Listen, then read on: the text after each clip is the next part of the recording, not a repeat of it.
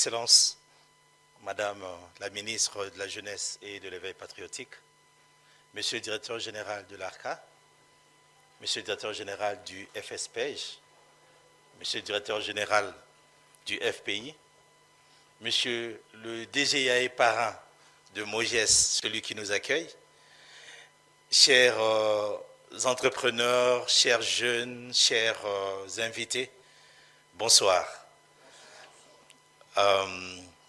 Comme deux de mes prédécesseurs, moi aussi je n'ai pas de discours préparé. Je vous avoue même que je ne savais pas que j'allais prendre parole. C'est ma faute à moi, je crois que je n'ai pas bien suivi avec le protocole. Mais c'est très bien d'être là, d'entendre ce que j'ai entendu et d'avoir cette opportunité de m'adresser à vous, parce qu'on est vraiment en train de parler de l'écosystème qui se met en place, qui doit mieux se structurer pour qu'ensemble on puisse vous accompagner en tant qu'entrepreneur. Le DG du FPI vient de le dire juste avant moi, il a parlé notamment de Vijana, que beaucoup de vous connaissent déjà, mais il a parlé d'autres choses encore en préparation avec l'ARSP. Le DG du FSPEJ qui était avant lui a parlé encore de cette collaboration qu'on doit avoir, et je viens pour vous redire la même chose. Mais je pense que ça serait important qu'on essaie de voir comment ces structures, toutes ces structures se retrouvent dans cet écosystème. Parce que c'est une question que moi, j'ai plusieurs fois eue. Quelle est la différence entre FOGEC et FPI? Quelle est la différence entre FOGEC et FSPEJ? Ou comment tout ça, ça peut former toute une chaîne? Comment ça peut constituer des maillons d'une seule chaîne qui va être là pour vous accompagner, vous, jeunes, vous, entrepreneurs, dans vos besoins.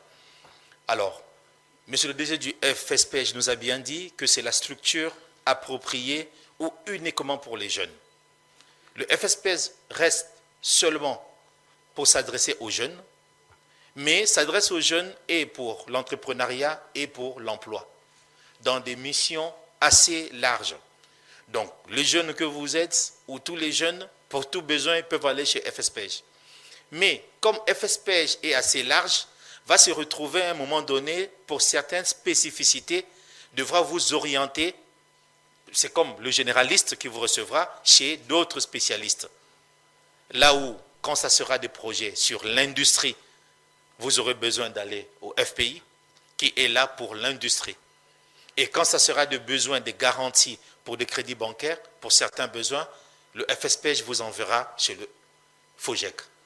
En fait, ce n'est pas des structures qui se bagarrent ou qui se disent soit moi, soit l'autre, mais c'est des structures qui peuvent collaborer, évoluer ensemble.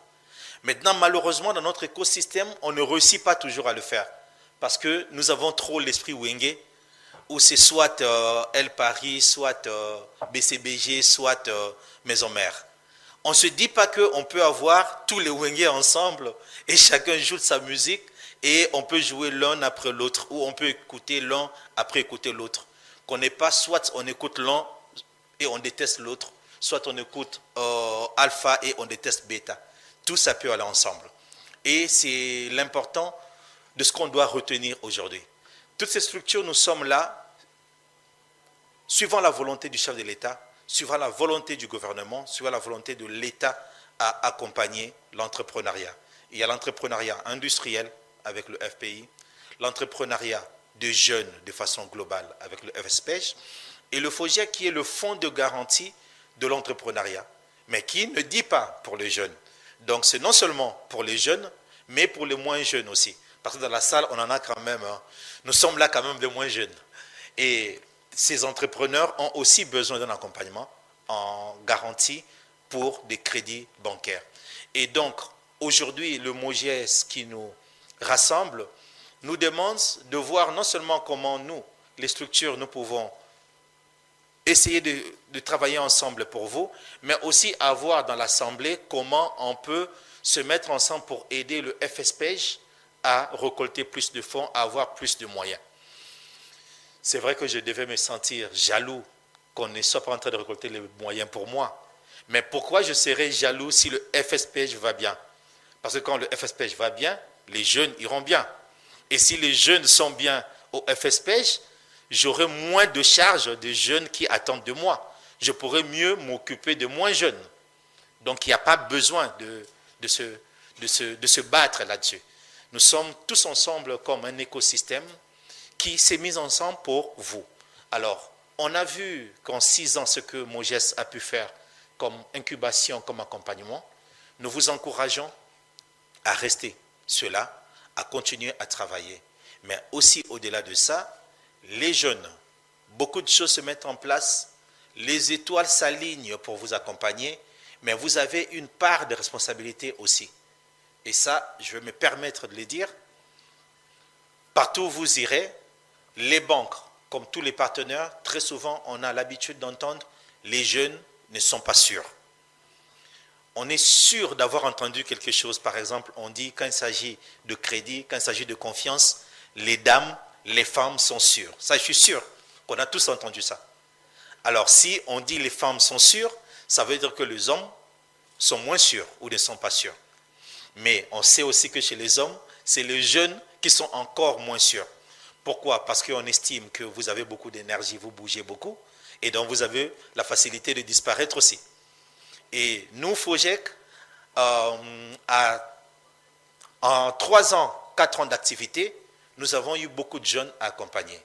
Et je peux ici commencer à vous étaler les mauvais exemples que nous avons eus. Mais je ne suis pas en train de dire que les jeunes sont des mauvais exemples. On a eu de mauvais exemples avec des jeunes. Ce n'est pas pour autant qu'on dit qu'on ne touche plus aux jeunes. Parce que malgré les mauvais exemples, on a aussi des très bons exemples avec des jeunes. Donc on ne peut pas dire que les jeunes ne sont pas sûrs. Mais à nous qui sommes là, nous devons nous considérer comme ambassadeurs. Ambassadeurs de nos familles, de nous-mêmes en tant que personnes, de la jeunesse, l'ambassadeur de la RDC, ambassadeur de tout ça. Nous devons tous travailler à ce que la confiance qui nous est accordée, que nous en soyons dignes.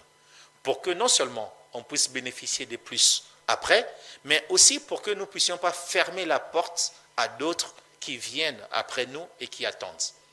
La jeunesse, ce n'est pas le futur. La jeunesse, c'est aujourd'hui. Aujourd'hui, vous constituez la réponse aux problèmes de notre pays.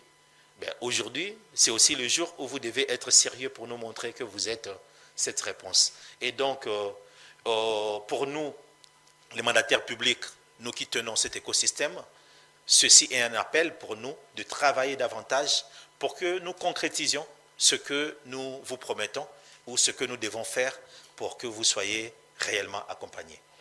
Voilà ce que moi j'avais à partager avec vous cet après-midi et je vous remercie.